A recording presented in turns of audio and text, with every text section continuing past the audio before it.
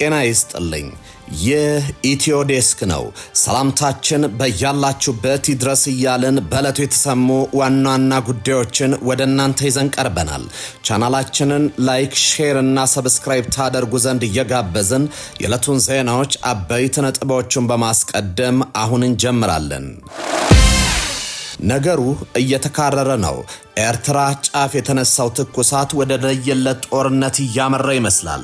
ዩናይትድ አረብ ኤምሬትስ ከየመን በሚያዋስነው ደሴት ላይ የጦር ቤዝና የድሮን ማዕከል መገንባቷ እየተሰማ ነው።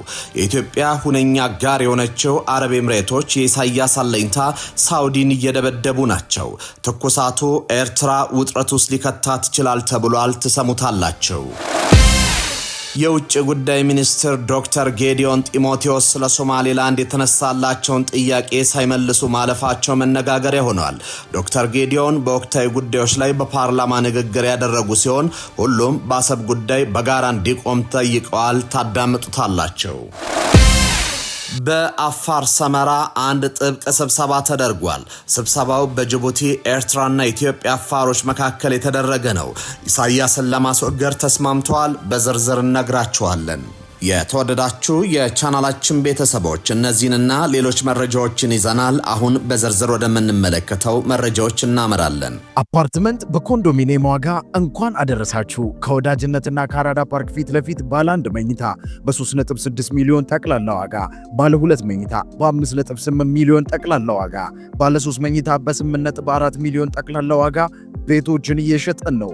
ልብ ይበሉ፣ ይህ ዋጋ 100% ለሚከፍሉ ደንበኞች 30% ቅናሽ ላደረግንባቸው ቤቶች ሲሆን 10% ከፍለው ቀሪውን የግንባታ ሂደት እያዩ መክፈል ለምትፈልጉ ደንበኞቻችን ባለ 2 መኝታ ከ840 ሺህ ብር ቅድመ ክፍያ ጀምሮ እንዲሁም ባለ 3 መኝታ ከ1.2 ሚሊዮን ቅድመ ክፍያ ጀምሮ ይዘንላችሁ መጥተናል። 60/40 የባንክ ብድር ያመቻቸን ሲሆን የዕድል የሚቆየው ለጥቂት ቤቶች ብቻ ስለሆነ ከታች ባስቀመጥነው የድርጅቱ ስልክ ፈጥነው ይደውሉ። ሜሪት ፕሮፐርቲስ። በአፋር ሰመራ አንድ ጥብቅ ስብሰባ ተደርጓል። ስብሰባው በጅቡቲ ኤርትራና ኢትዮጵያ አፋሮች መሃል የተደረገ ነው። ኢሳያስን ለማስወገድ ተስማምቷል። የኤርትራ የጅቡቲና ኤርትራ አፋሮች በሻዕቢያ የተጨቆነውን ቀይ ባህር አፋር ህዝብ የነጻነት ትግል በትብብር ለማፋጠን ሰመራ ከተማ እየመከሩ ይገኛሉ። የሶስቱም ሀገራት የአፋር ህዝብ ተወካዮች በኢትዮጵያ ሰመራ ከተማ የተገናኙት ቀይ ባህር አፋር ህዝብን ከሻዕቢያ አምባገነናዊ አስተዳደር ጭቆና ነጻ ለማውጣት የሚያስችል የጋራ ትግል ትርት ለመንደፍ መሆኑ ታውቋል። የአፋሮች መሰባሰብ ዋና ዓላማ በኤርትራ አፋር ህዝብ ላይ ይፈጸማል ያሉትን የሰብአዊ መብት ጥሰቶችና በደሎች በወታደራዊና የፖለቲካ ስልት አብሮ ለመታገል ያለመ ነው። በዚሁ የቀይ ባህር አፋሮችን ነጻ የማውጣት የጋራ ትግል ስልት መድረክ ላይ የሶስቱ ሀገራት የአፋር ሱልጣን፣ የሀገር ሽማግሌዎች፣ የፖለቲካ አደረጃጀቶችና ምሁራን ተገኝተዋል። በሰመራው ስብሰባ የአፋር ህዝብ አንድነትና ትብብርን በማረጋገጥ በቀይ ባህር አፋር ላይ ደርሰውን ጭቆና በጋራ ለመታገል ያለመ እንደሆነ አዘጋጆቹ ተናግረዋል። ሆርን ኦፍ አፍሪካ ፖሊሲ ሴንተር በተሰኘ ተቋም የተዘጋጀው የጋራ ትግል ስትራቴጂ መንደፊያ መድረክ ትናንት ተጀምሯል። በመድረኩ ላይ በአፋር ህዝብ ስም በተለያዩ ሀገራት የሚንቀሳቀሱ የፖለቲካ ድርጅቶችና የማህበረሰብ ተወካዮችን በአንድ ላይ የተገናኙበት ነውም ተብሏል። በኢትዮጵያ አፋር ክልል ሰመራ ከተማ የተጀመረው ጉባኤ የህዝቡ የጋራ ጉዳዮች ላይ በመምከር ቀጣይ አቅጣጫ ይቀመጣል ተብሎ ይጠበቃል። ከጉባኤው ተሳታፊዎች መካከል አንዱ የሆነው የሻዕቢያው ተቀናቃኝ የኤርትራ አፋር ብሔራዊ ጉባኤ ሲሆን የድርጅቱ ቃል አቀባይ በጉዳዩ ላይ ማብራሪያ ሰጥቷል። የድርጅቱ ቃል አቀባይ አሊ መሐመድ ዑመር ለጀርመን ድምጽ በሰጡት ማብራሪያ በሰመራ የተጀመረው ጉባኤ የአፋር ሱልጣን፣ የሀገር ሽማግሌዎች፣ የፖለቲካ አደረጃጀቶችና ምሁራን የተካፈሉበትና በኤርትራ አፋር ህዝብ የሚፈጸመውን ጭቆና በወታደራዊና የፖለቲካ ስልት አብሮ ለመታገል ያለመ ነው ብሏል። የሰመራው ጉባኤ የተለያዩ ስያሜ ያላቸውና የጋራ ዓላማ የሚጋሩ የተለያዩ የአፋር ህዝብን የሚወክሉ የፖለቲካ ድርጅቶችን ወደ ጋራ ግብ በማምጣት አብሮ ለመታገል ያለመ መሆኑን አዘጋጆቹ ጠቁመዋል። በጉባኤው የቀይ ባህር አፋር እንዴት ከሻዕቢያ ጭቆና ነጻ ማውጣት ይቻላል በሚለው ጉዳይ ላይ እንደሚመክርም ገልጿል። የቀይ ባህር አፋር ህዝብ የገጠመውን ችግሮች ነክሶ አውቆ በጋራ ለመታገል የአፋር ህዝብ አንድነትን ለማጠናከር የሐሳብ ልዩነት ግምቶችንና ጥርጣሬዎችን መፍታት ማስፈለጉም ተመላክቷል። በጉባኤው በኢትዮጵያ በኤርትራና ጅቡቲ ሀገራት የሚገኙትን የአፋር ማህበረሰብ በይፋ በጋራ የማገናኘት እድልም ተፈጥሯል። ከዚህ ቀደም የሶስቱ ሀገራት አፋሮች በጋራ የመገናኘት እድላቸው ጠባብ ነበር ያሉት የጉባኤው አስተባባሪዎች አሁን ላይ ግን በተፈጠረው በጎ አጋጣሚ በጋራ ዓላማዎች ላይ አብሮ ለመስራት የሚያስችላቸውን እጣ ፈንታ ላይ መምከር ለመቻሉም የሰመራው ጉባኤ ዋና ማሳያ ነው ብሏል። በሶስቱም ሀገራት ላይ ያሉት ይህ የማህበረሰብ በቋንቋ በሃይማኖት ባህል ባይለያዩም ከዚህ በፊት ሰመራ ላይ ስለ ዳንካሊያ አፋር ህዝብ ማውራት እንደ ሐራም ይታይ ነበርም ብሏል። አሁን ኢትዮጵያ ውስጥ ተፈጥሯል ያሉትን በጎ አጋጣሚ በተለያዩ ሁኔታ የተበታተነውን ህዝብ ለማሰባሰብ በጎ አጋጣሚ ፈጥሯል ሲሉ አስተባባሪዎቹ ተናግረዋል። የውጭ ጉዳይ ሚኒስትር ዶክተር ጌዲዮን ጢሞቴዎስ ስለ ሶማሌላንድ የተነሳላቸውን ጥያቄ ሳይመልሱ ማለፋቸው መነጋገሪያ ሆኗል። ዶክተር ጌዲዮን በወቅታዊ ጉዳዮች ላይ በፓርላማ ንግግር ያደረጉ ሲሆን ሁሉም በአሰብ ጉዳይ በጋራ እንዲቆም ጠይቋል። እስራኤል ለሶማሌላንድ ከሰጠችው የነጻ ሉዓላዊ ሀገርነት እውቅና በኋላ የመጀመሪያውን ስብሰባ ያደረገው የህዝብ ተወካዮች ምክር ቤት ኢትዮጵያ ከሶማሌላንድ ጋር የደረሰችው የመግባቢያ ስምምነት የደረሰ የሚል ጥያቄም አስነስቷል። በመደበኛ ስብሰባ ላይ የተገኙት የውጭ ጉዳይ ሚኒስትሩ ጌዲዮን ጢሞቴዎስም ሆነ ምክትሎቻቸው ከሶማሌላንድ ጋር በተያያዘ ለተነሱ ጥያቄዎች ምላሽ ሳይሰጡ ቀርተዋል። ጥያቄውን ካነሱት የፓርላማ አባላት አንዱ የአማራ ብሔራዊ ንቅናቄ አብን ተመራጩ ዶክተር አበባው ደሳለው የኢትዮጵያና የሶማሌላንድ የመግባቢያ ስምምነት ከተፈረመ 2 ዓመት ሊሞላው ቀናት እንደቀሩት አስታውሰዋል። የመግባቢያ ስምምነቱ ኢትዮጵያ በኤደን ባህረ ሰላጤ ላይ የ20 ኪሎ ሜትር የባህር ጠረፍ በኪራይ ውል ማግኘት የሚያስችላት እንደነበርም አንስተዋል። በምትኩም ኢትዮጵያ ከተባበሩት መንግስታት ድርጅት አባል ሀገራት መካከል የመጀመሪያዋ በመሆን ለሶማሌላንድ የሀገርነት እውቅና ለመስጠት ተስማምታ እንደነበረችም ገልጿል። ይሁንና ኢትዮጵያ የባህር በሩን ሳታገኝና ለሶማሌላንድ እውቅና ሳትሰጥ በእስራኤል መቀደሟን ዶክተር አበባው ጠቅሷል። ኢትዮጵያ ለሶማሌላንድ እውቅና በመስጠት ሁለተኛው ሀገር ትሆን እንደሆነም የፓርላማ አባሉ ጠይቋል። ዶክተር አበባው ሌላው ያነሱት ጥያቄ ሌሎች ሀገራት ከኢትዮጵያ ጎረቤቶች ጋር ስምምነት እየደረሱ መሆኑን የተመለከተ ነበር። የፓርላማ አባሉ ለዚህ በማሳያነት የጠቀሱት የደህንነታችን ስጋት ሲሉ የጠሯት ግብጽ ከሶማሊያ ከጅቡቲና ከኤርትራ ጋር ስምምነት ያደረገቻቸውን ስምምነት ነው። ግብጽ ካለፈው ነሐሴ ወር ጀምሮ ከሶማሊያ ጋር ወታደራዊ ስምምነት እንዳደረገችና በቅርቡ ከጅቡቲ ጋር የወደብ ስምምነት መፈራረሟ እየተነገረ ነው ሲሉ ዶክተር አበባው አመልክቷል። ከዚህ በተጨማሪ ባለፈው ጥቅምት ወር ግብጽና ኤርትራ ስለ ባህር ኃይል አጠቃቀም ስምምነት ላይ እንደደረሱ በተለያዩ መገናኛ ብዙሃን መዘገቡን አንስተዋል። ታዲያኛ ከአንዳቸውም ሀገራት ጋር የተጨበጠ የወደብ መብት አላገኘንም ሲሉ ጥያቄ አቅርበዋል። ዶክተር አበባው ሌላው ያነሱት ጉዳይ ፍትሐዊ ባልሆነ መንገድ የሄደብንንና የህልውና ጉዳይ ያሉትን የአሰብ ወደብ በማስመለስን አጀንዳ ነው። የአሰብ ወደብን ለማስመለስ የውጭ ጉዳይ ሚኒስቴር ዓለም አቀፍ ህጎችንና ዲፕሎማሲን ተጠቅሞ ስለሰራው ስራ ፓርላማ አባሉ ማብራሪያ ጠይቋል። በዚህ ጉዳይ በመድከማችን ይመለሳል። ሀገራችን ኢትዮጵያና ኤርትራ ጦራቸውን ወደ ድንበር ያስጠጉት እንዲሁ በሁለቱ ሀገራት መካከል የቃላት ጦርነት እየተካሄደ ያለው ሲሉ ዶክተር አበባው አክለዋል። መንግስት የባህር በር ፍላጎትን ለማሳካት የሚያከናውናቸውን ተግባራት በተመለከተ ሌላ የተወካዮች ምክር ቤት አባልም ጥያቄ ሰንዝረዋል። ለፓርላማ አባላቱ ጥያቄዎች ቀጥተኛ ምላሽ ከመስጠት የተቆጠቡት የውጭ ጉዳይ ሚኒስትሩ ዶክተር ጌዲዮን ኢትዮጵያ ከአብዛኞቹ ጎረቤት ሀገራት ጋር ያላት ግንኙነት ጥሩ የሚባል መሆኑን ተናግረዋል። አብዛኞቹ ጉዳዮች ላይ ተግባብተን ነው በጋራ የምንሰራው ሲሉም ተደምጧል። በአንዳንድ ሀገራት ውስጥ ያሉ የእርስ በርስ ግጭቶች ኢትዮጵያን ጨምሮ በቀጠናው ያሉ ሀገራት እርስ በርስ ያላቸው ግንኙነት ላይ የሚያጠላው ጥላ ስለመኖሩ ዶክተር ጌዲዮን ለፓርላማ አባላቱ ተናግረዋል።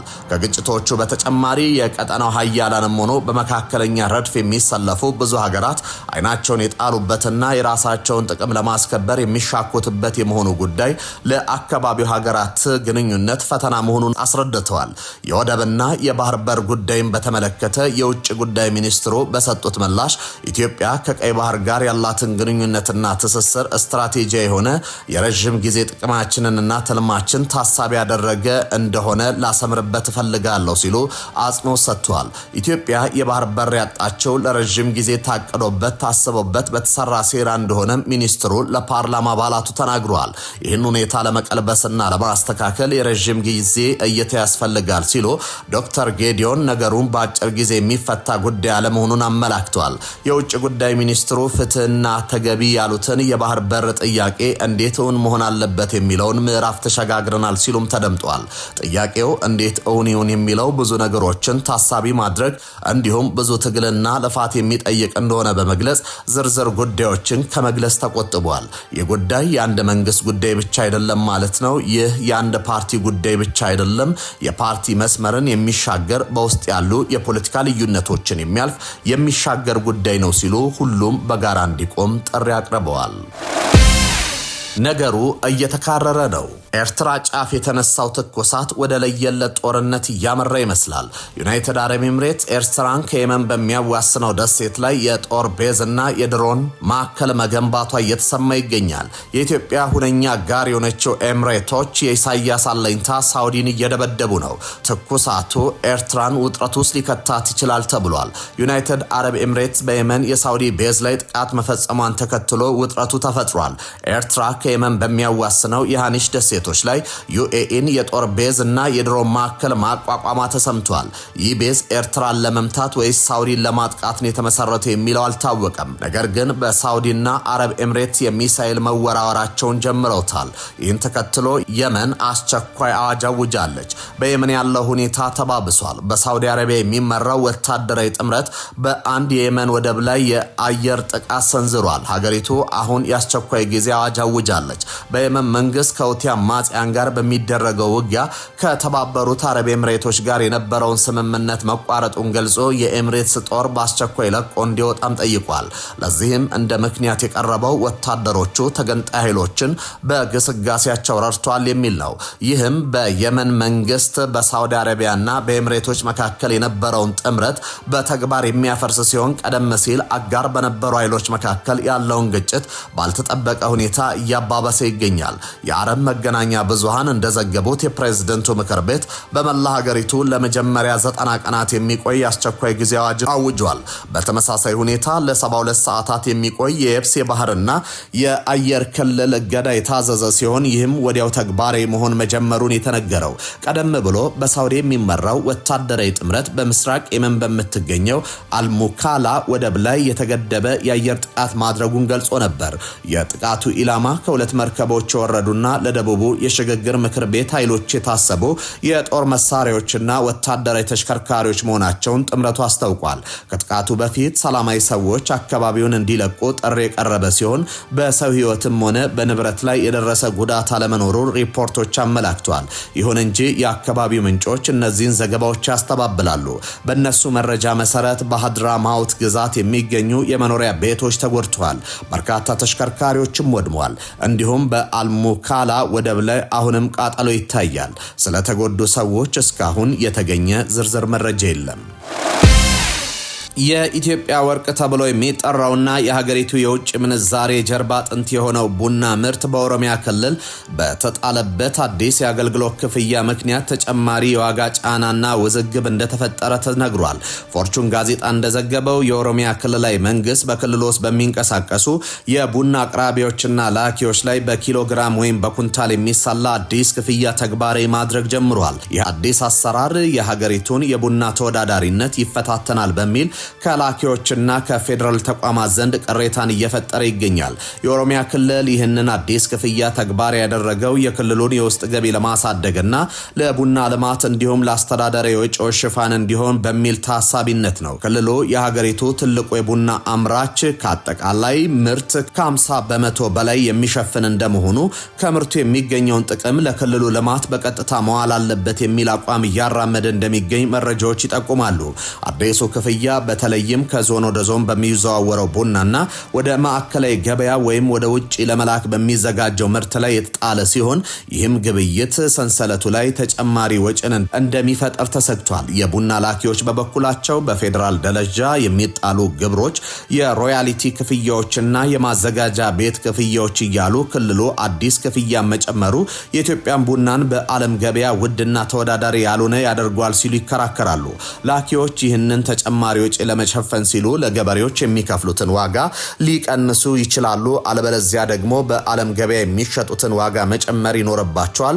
የዓለም ቡና ዋጋ በኒውዮርክና ለንደን ገበያዎች የሚወሰን በመሆኑ ላኪዎች ዋጋ የመጨመር እድላቸው ጠባብ ነው።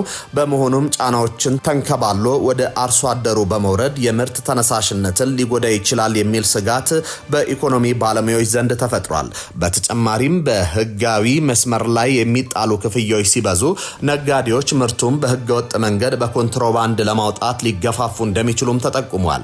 ይህ ክስተት የኢትዮጵያ ቡናና ሻይ ባለስልጣን የግብይት ሰንሰለቱን ለማቀላጠፍና ወጪ ለመቀነስ ቨርቲካል ኢንተግሬሽን የተሰኘ አሰራር ዘርግቶ እየሰራ ባለበት ወቅት የተከሰተ መሆኑ በፌዴራልና በክልል የንግድ ፖሊሲዎች መካከል ያለውን ቅንጅት ጉድለት ያሳየ ነው ተብሏል። በዚህ ዓመት ኢትዮጵያ ቡና ከኤክስፖርት የምታገኘውን ገቢ ለማሳደግ ከፍተኛ ግብ በያዘችበት ወቅት እንዲህ አይነቱ ክልላዊ ክፍያዎች በኤክስፖርቱ ላይ አሉታዊ ተጽዕኖ እንዳያሳድሩ የፌዴራል መንግስት ጣልቃ ገብቶ መፍትሄ እንዲሰጥ የዘርፉ ተዋንያን እየጠየቁ ነው። አፓርትመንት በኮንዶሚኒየም ዋጋ እንኳን አደረሳችሁ። ከወዳጅነትና ከአራዳ ፓርክ ፊት ለፊት ባለ 1 መኝታ በ3.6 ሚሊዮን ጠቅላላ ዋጋ፣ ባለ 2 መኝታ በ5.8 ሚሊዮን ጠቅላላ ዋጋ፣ ባለ 3 መኝታ በ8.4 ሚሊዮን ጠቅላላ ዋጋ ቤቶችን እየሸጠን ነው። ልብ ይበሉ፣ ይህ ዋጋ 100% ለሚከፍሉ ደንበኞች 30% ቅናሽ ላደረግንባቸው ቤቶች ሲሆን 10% ከፍለው ቀሪውን የግንባታ ሂደት እያዩ መክፈል ለምትፈልጉ ደንበኞቻችን ባለ 2 መኝታ ከ840 ሺህ ብር ቅድመ ክፍያ ጀምሮ እንዲሁም ባለ 3 መኝታ ከ1.2 ሚሊዮን ቅድመ ክፍያ ጀምሮ ይዘንላችሁ መጥተናል። 60/40 የባንክ ብድር ያመቻቸን ሲሆን የዕድል የሚቆየው ለጥቂት ቤቶች ብቻ ስለሆነ ከታች ባስቀመጥነው የድርጅቱ ስልክ ፈጥነው ይደውሉ። ሜሪት ፕሮፐርቲስ። ተመልካቾች ለሰዓቱ የነበሩን ዜናዎች እኚህ ነበሩ። በያላችሁበት ሰናይ ጊዜ ይሆንላችሁ።